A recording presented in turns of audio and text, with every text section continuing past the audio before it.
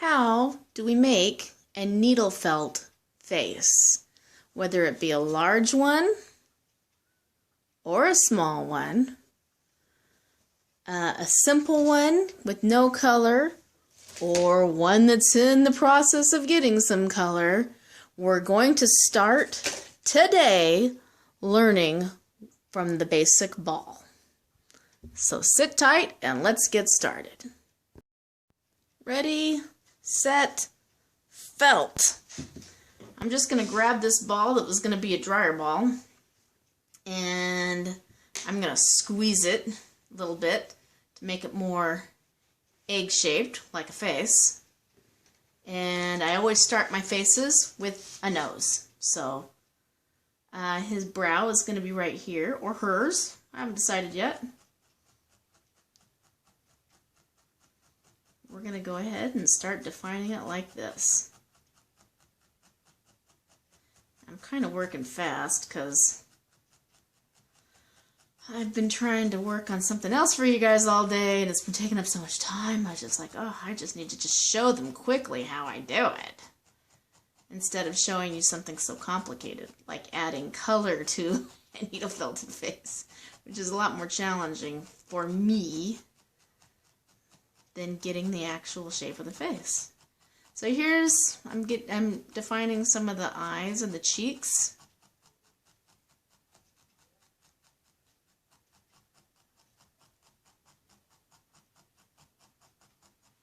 I'm going to go down some more on the brow, and then nose. Now here's the thing, there's a depression in a nose, so you do have to kind of put that depression in, especially in a kid. Children have more narrow bridges to their noses, and they also have shorter features. So this is where I start to push the wool up.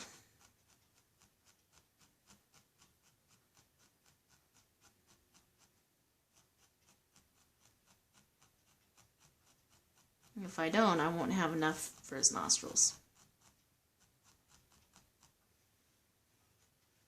I'm just going to pull a little bit right here.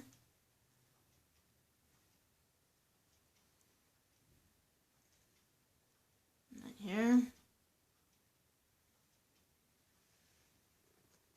I'm going to start to go down over here. I'm going to do the upper lip, so that'll give me some material too.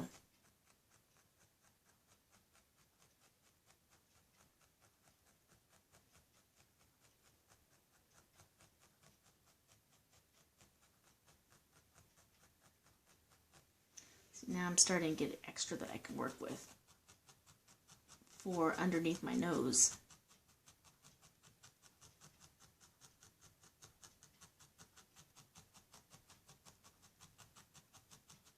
And again, I'm going faster than I normally do, just because I want to show you before I run out of space on my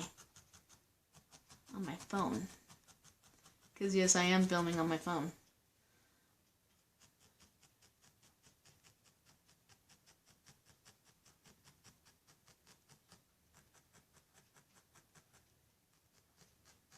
Now, I've got a little extra material this way, so I can actually move that towards the nostrils.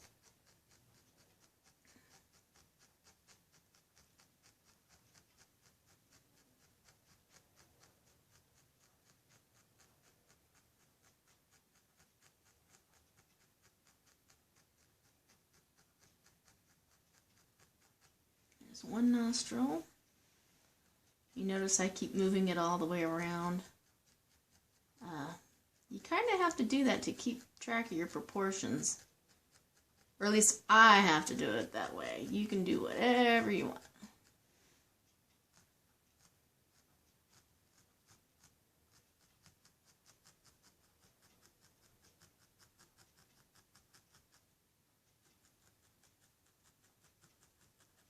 Now, you want to make a pointy nose? Make up and down nostrils. You want to make a broader nose? Make rounder nostrils. Okay? Start inspecting people's nostrils just for fun, and you'll see how that affects the dome of their nose, whether it's flat or whether it's more pointy. And you'll find out that the up and down nostrils result in a more pointy, triangle-shaped nose. And the rounder result in a broader nose. Baby noses are usually broad, little button noses. Not that it looks like a button, but that's just what we call them.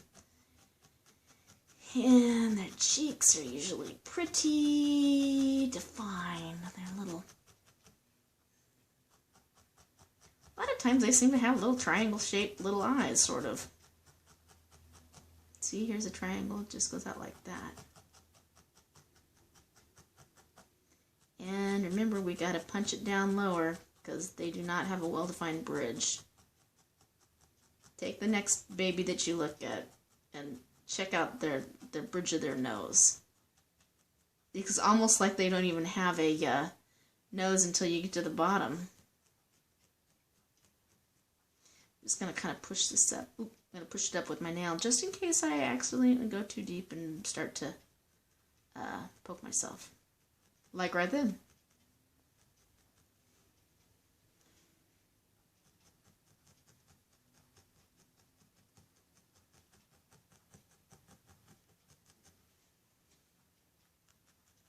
I wonder if I could do this in one take. Wouldn't that be amazing? Now, let's do the upper lip. I'm going to pull some out first. And then I'm going to define it underneath here. Make the space in between the upper and the lower lip.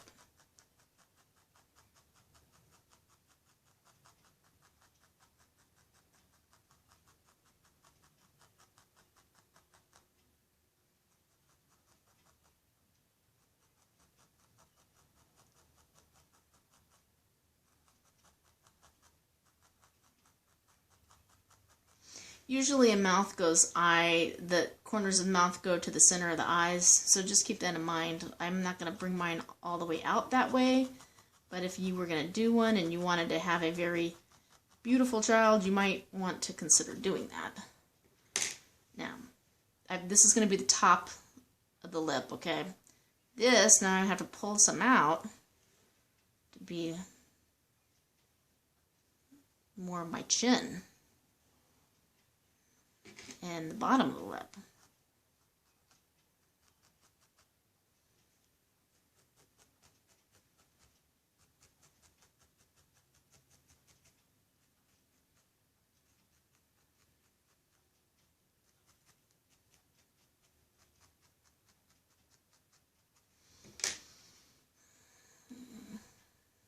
Okay, I'm going to have to put in that little bitty baby little thing underneath the nose.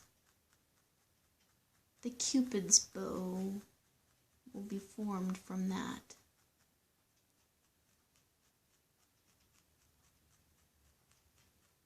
And now the lip starts to emerge. When you push down the upper lip and leave this part.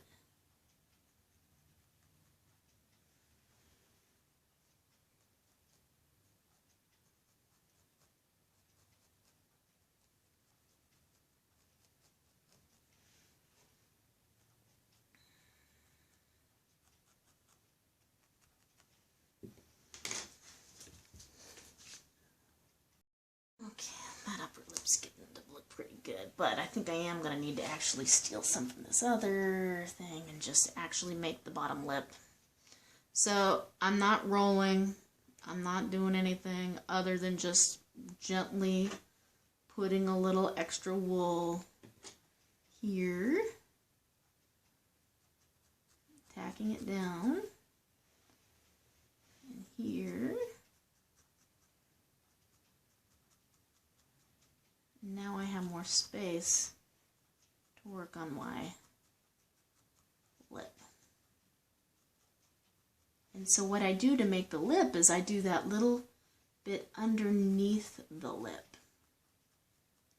Poke that down.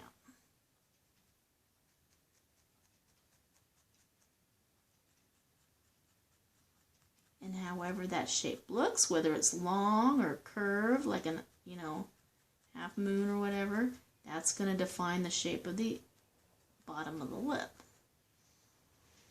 So basically, instead of adding a bunch of stuff, I work on the negative spaces. The spaces that would, if you were drawing, those would be your darker lines, your shadows.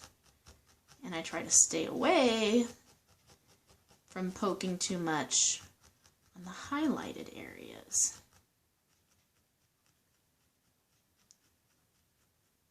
Where the light would hit.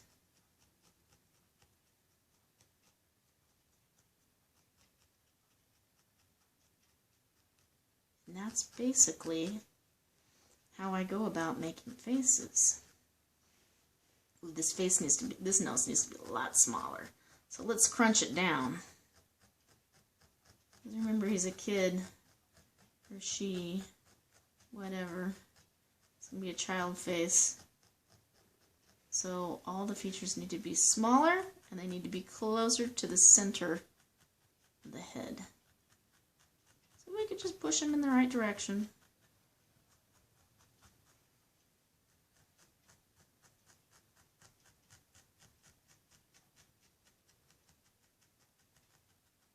I'm not going as deep here.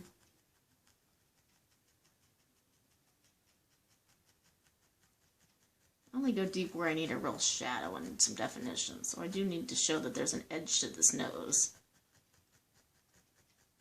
So I go deeper there.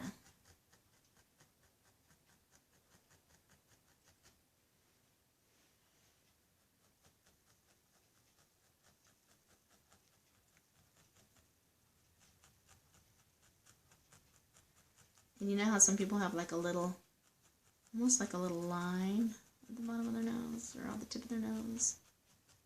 That's where that's coming from. Now I'm going to work on profile. If I can get this brow defined better. I'm fascinated by children's profiles. When you hold their little faces, if you look at the profile, you'll see their well-defined cheekbones. And then they're just their tiny little noses. Usually their lips stick out like a lot more though. So let's pull that out a little bit.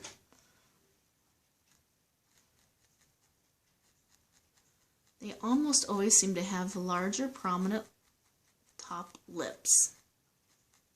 Which is weird because they don't have really prominent teeth.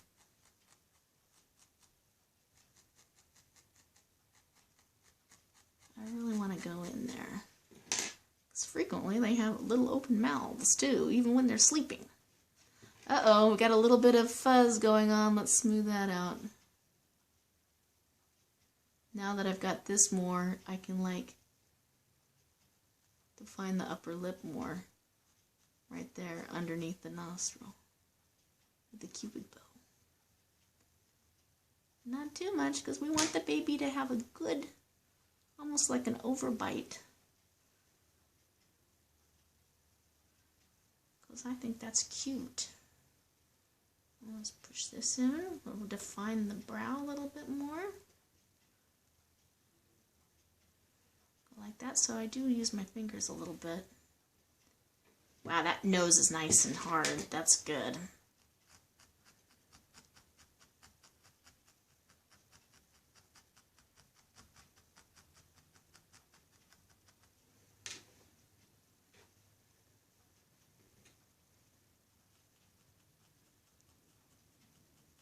Okay.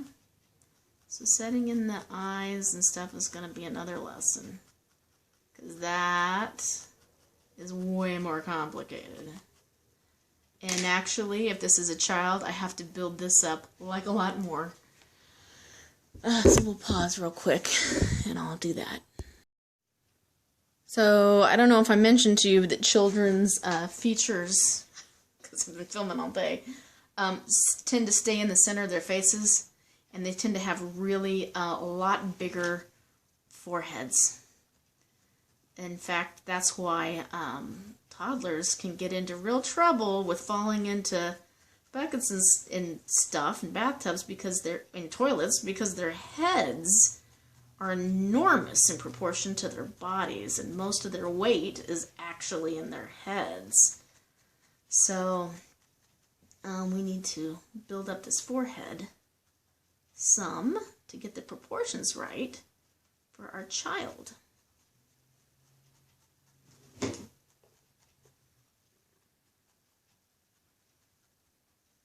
And then it'll start looking more like a child face. And depending on how prominent we make the brow, that'll define what age the child is. So if we're talking about like maybe a 10-year-old right now, we got like a 10-year-old profile going on. In order to get it to be like a 3-year-old, we need to get the brow more up like this. So let me work on that a little bit. This can go faster, by the way, if you use like a multi-prong needle. It's just that I'm doing such detailed work, I don't want to use that. But if you're doing that on the, adding onto the top of the head, that would not be a problem.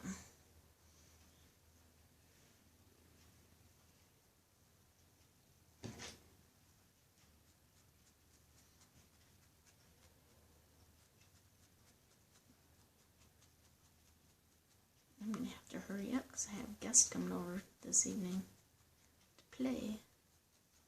So maybe we'll stop here for now and I'll finish up a little later. But you're getting the gist of it, right? That's how you do a face in natural light. And then we'll work on adding color later, because it really adds to your work a lot, but it's also a lot harder to do. Oh, I can almost see this child. I'm tempted to always put in little eyes right in there before I put in eyes. I mean, I'm eventually going to set in eyeballs, but I'm always tempted to just carve them out like it's a Greek statue, because I'm amazed by those Greek statues. Okay, so there we go. The beginnings of a face without the lower lip yet. I just can't leave them like that. Let's do your lower lip really quick. We just really quick put in at least a minimal lower lip. Because they don't have no lip. Okay, a little bit of a lip. There we go. Okay, like seriously, let's have a confession here. How many of you have projects right now that are completely unfinished? Am I the only one who gets like 98% finished and then stops working and starts another project? If that's you, comment down on the bottom. I wish you guys could put pictures of your stuff in the comments, but you can send me pictures on my Facebook page, which is also Wool Envy. I mean, I know my channel is Christy Day, but if you type in Wool Envy in the Facebook search, you'll find me. Send me pictures of your workspace, because I also have a theory that all uber creative people have just an outrageous array of mess, but what non-creative people don't understand is mess is actually creativity. And there's been studies actually proven that the most productive people have the quote-unquote messiest desks and probably the messiest workshops and potentially even the messiest homes. Am I right?